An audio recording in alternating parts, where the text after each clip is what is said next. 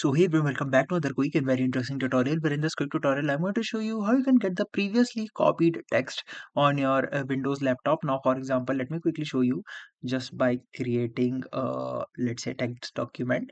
Now in this text document, if I type two things like this is a sample and second thing this is a sample 2 right there. Now if I copy the first thing right there, and let's say if I copy this one first right there. Now if I again copy the second one right there, if I hit copy now, if I try pasting, what I get is the second one that I copied. Now if I want to get the first one that I've already copied previously, now in order to get that you just simply need to press Windows plus V key on your keyboard, and here you'll see this option that is nothing but the clipboard history, where you can find all the previous copied text as well. Now for example, if I tap on this one, so I got the previously copied text on my clipboard.